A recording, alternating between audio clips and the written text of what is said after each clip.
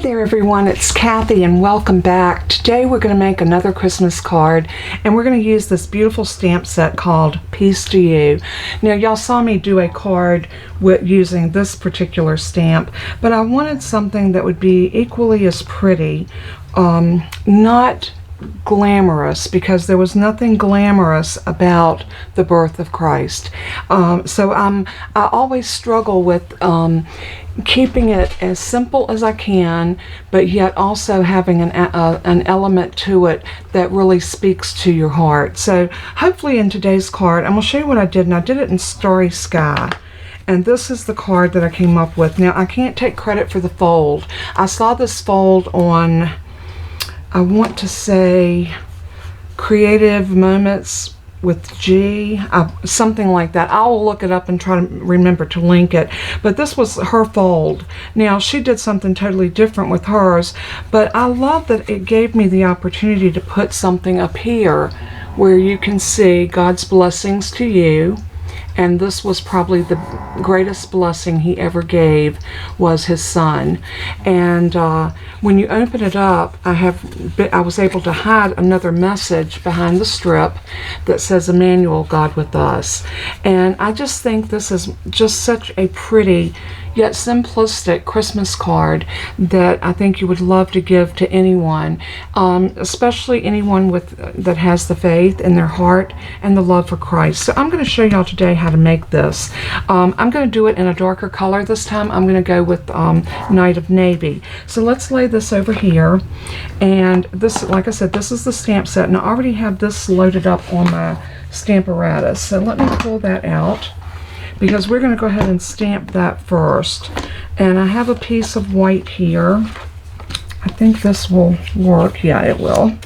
So I'm going to use this piece of thick Whisper White. I did choose the thick because I want it to grab all of the color, and I want that to be a substantial piece, because as you can see, it's going to sit right here and probably get opened with that edge, or either this edge. So you want it to be something substantial that'll hold up. So I've got this loaded. I'm going to make sure, I think we need to come over just a hair. So let's come over to about 1/4 of an inch more this way. And I'm just putting my magnet there to hold this in place. That looks really good. So I'm going to use my stamp case to go up underneath my hinge door. It works out perfect because it holds your stamp nice and even. And I'm going to bring my Night of Navy, and I'm just going to ink this up. Now, you don't want to rub your ink, you just want to do the tapping. And then let's bring this over, and I'm going to give it a gentle rub. And if you have a impression tool, one of these little things where you can really get in there and press down your stamp, that'll work. If you don't, you can use the heel of your hand, or if you have a little cloth or something, you can use that to rub over top of it. Whatever you have, whatever works for you. So let's see what we got. Now see, that's going to need to be re-inked because we've got white splotches showing. I don't want any white to show except where it's supposed to. So we are going to re-ink this.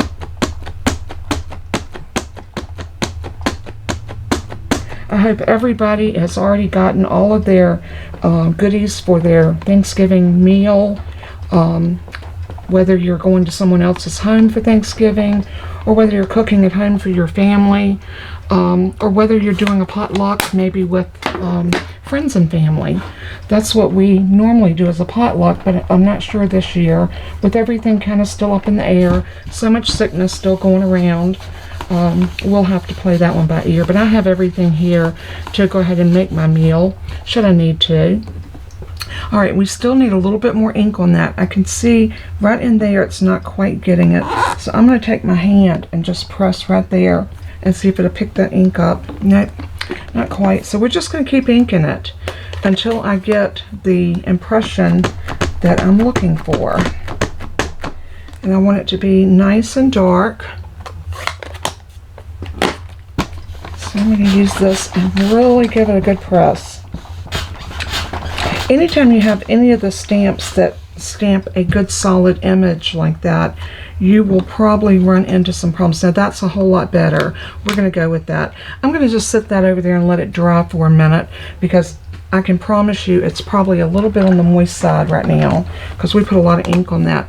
I'm just going to take my Stampin' Mist. This is our Stampin' Up! Mist that is our stamp cleaner, and I'm just going to spray a little bit of that on this stamp and use my microfiber cloth just to wipe it clean. Does a great job, takes all that ink off of your stamp.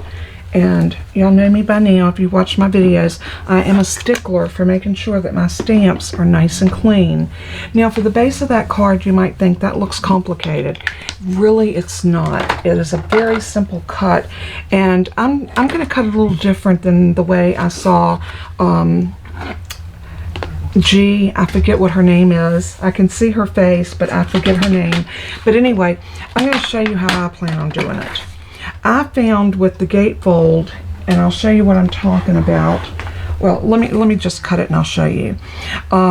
This is going to be cut at 4 1/4 on your 8.5 inch side. So I have 8.5 up across here, and that's your short side. My long side is running vertical, so I'm going to line it up at 4 1/4. That's half of 8.5, and then I'm just going to slice this like that. Lay that piece to the side because we'll probably need to use it. Now, I tried it two ways. This was a little bit,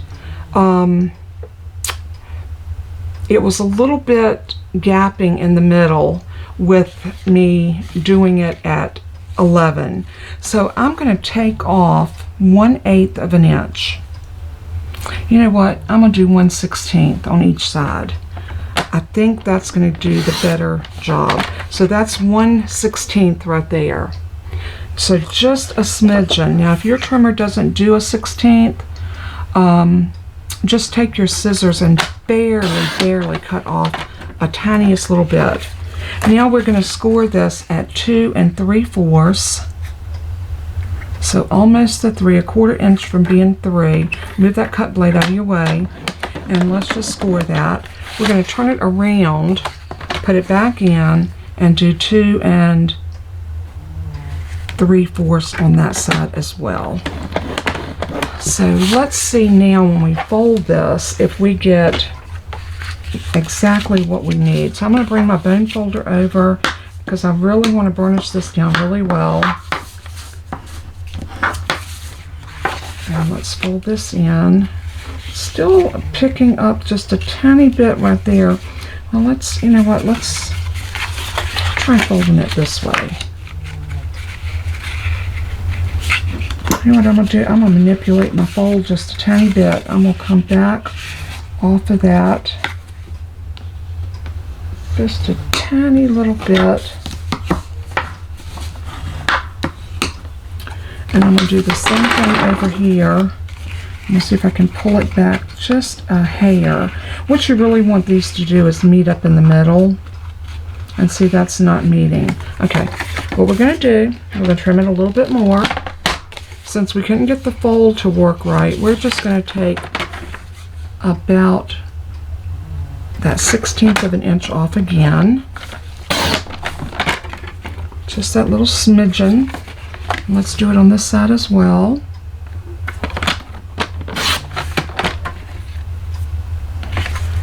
And that's pretty good. That's got a little gap, but I'd rather have a little teeny of a gap than for it to be catching on there. Okay, while we got that out, let's go ahead and cut our inside mat, which needs to be 4 by 5 1/4. And don't worry about having to grab all these measurements. Everything will be on my blog. There will be a download, a PDF tutorial that you can actually download and print out, or you can just print it, whatever's good for you. I always say save them because you never know when you'll need it again, and you can always go back and click on the links for any of the information that you might need. Now we're going to cut a piece of this that measures cut it at 5.5. If we need to trim it, we will. So that's 5.5. And then I'm going to cut this at 2 1/4. So 2 1/4.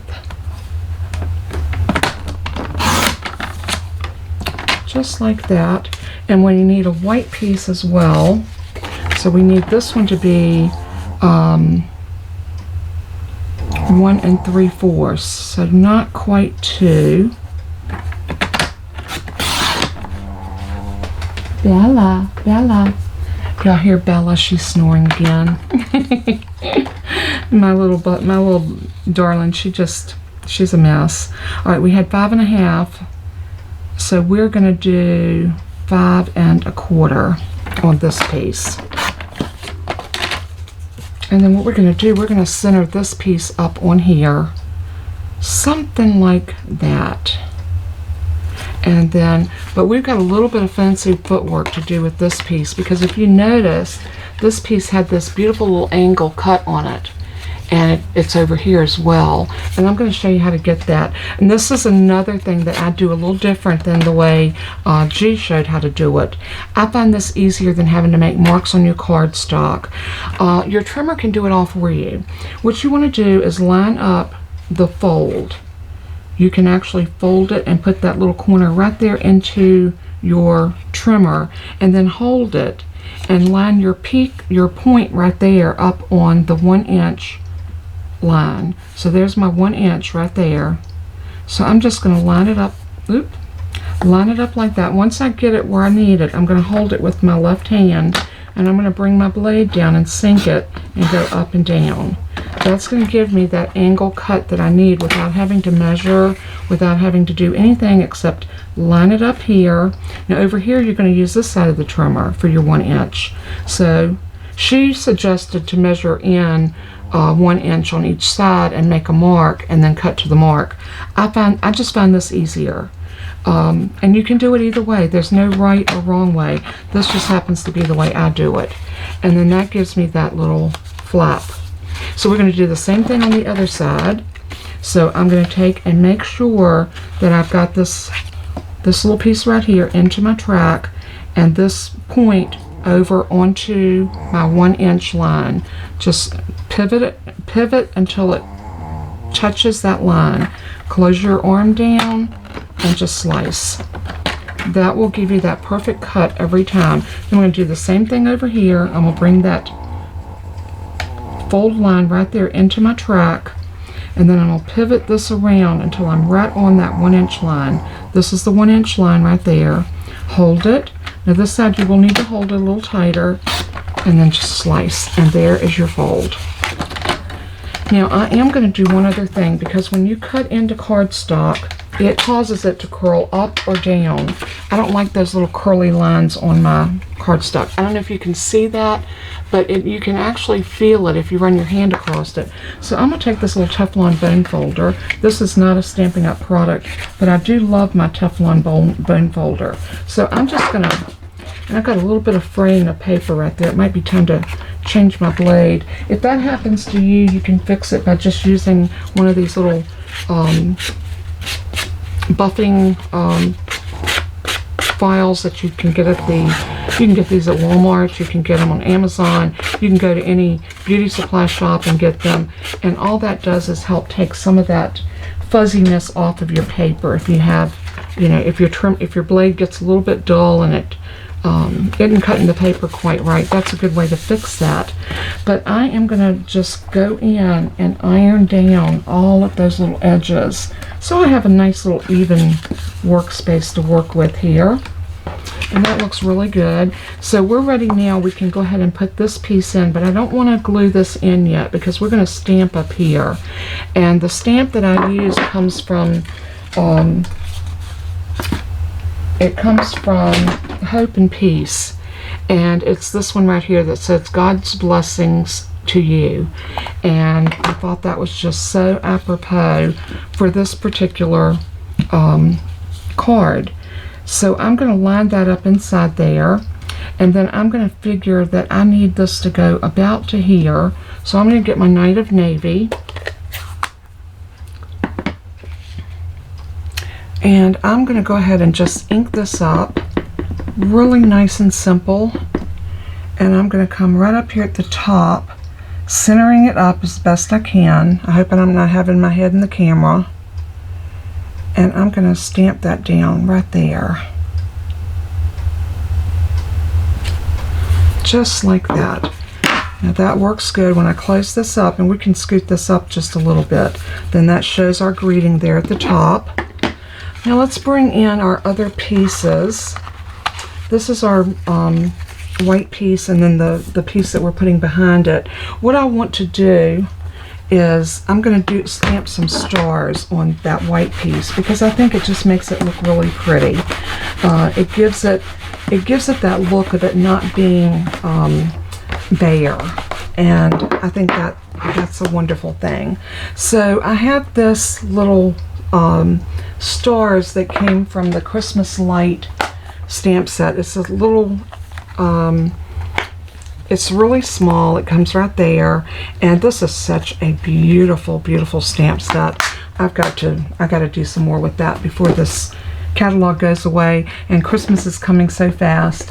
But I'm gonna just go ahead and stamp. I'm gonna take my chances and hope I don't get ink on my desk. I'm gonna stamp there, and I'm gonna turn my paper and stamp here, and turn it and stamp here, and maybe here, and then maybe right here. And then I'm going to do the same thing on this other side because we don't need anything in the middle. We're going to do our nativity is going to go right there in the middle. So I'm going to stamp that there. Let's turn that paper and stamp again right. Let's go right here. And here. And here. And I think that'll work perfectly. Alright, I'm going to clean that up because I made quite a mess on that little stamp, as you can see. So I'm just going to rub this on this is my Stampin' Scrub, and it's a great way to clean any of your stamps because you can put your Stampin' Mist on it and you can reactivate it with just a little bit of water. So it does save you money in the long run. Alright, so I'm going to bring our card back over, and I want to go ahead and put this piece down before we go any further. And I'm just going to use some Stampin' Seal on this. Now, I don't know what they did, but the last Stampin' Seal I got is coming out like a charm. I think they may have listened because I know a lot of people complained about the Stampin' Seal. So if you tried it when it first came out and didn't like it, try it again because I think you will fall in love with it like I have. Everybody said there was a learning curve, and it was, but you know, it still should not be difficult to use. So I'm going to press that down and then close it. Very good. Now this piece I'm going to put on before I do the other piece. And what I want to do is center that up to that score line and have about the same amount showing. And if you notice, this piece is just a little bit wider than our end. So I'm going to bring that to here and scoot it over and make sure that I'm catching edge to edge, just like that. Now I know that it's going to come from here to here, so I'm going to use my liquid glue, and I'm going to run glue right across here, and then I'm just going to fill that area in like that. And then I can go ahead and sit this piece down, bringing it right to that score line, but do not go over it. You do not want to impede that score line because that will keep your card from folding like it should, and it'll make it look a little funky, or I guess just not quite what it needs to be. And if you notice you need a little bit more glue, just raise the edge up and put a little bit more under there. It works. Okay, so now we've got that all on there. We can go ahead and fold this up, and if you have a little extra hanging over, don't fret. Just grab your scissors and come up. Use your card base as your guide and just snip that off, just like that. I told you that piece would probably be a little bit long, but not to fret. It's not something we can't fix. So now we're going to take this piece and sit it down right in the middle of that piece, just like that. And I like to open the card up so I can better see exactly where it needs to go. And then we're going to put glue on the back of this piece. And then sit this down right here. And let that piece come all the way out to the end. Give it a good press. And there we go. Now remember, we had already stamped this piece, so all we got to do is trim it out. And yes, it does look darker than our Night of Navy because I stamped it quite a few times to get that nice solid look, but it's okay. It is okay. We're just going to trim this out, and you can see I can even use my long scissors for this because they're all straight lines. This is nothing complicated to trim out, so it's not like you got to do fancy fussy cutting. It's just nice straight lines. And if you prefer, you can lay this in your trimmer and trim it just as easily. Now I'm going to go across the bottom, but I'm going to use the Mary's legs to do that up because this part is up just a hair. So now this is ready to go onto our card. Let's move some of this out of our way. These are just little scraps of trash. I don't think any of that is worth keeping.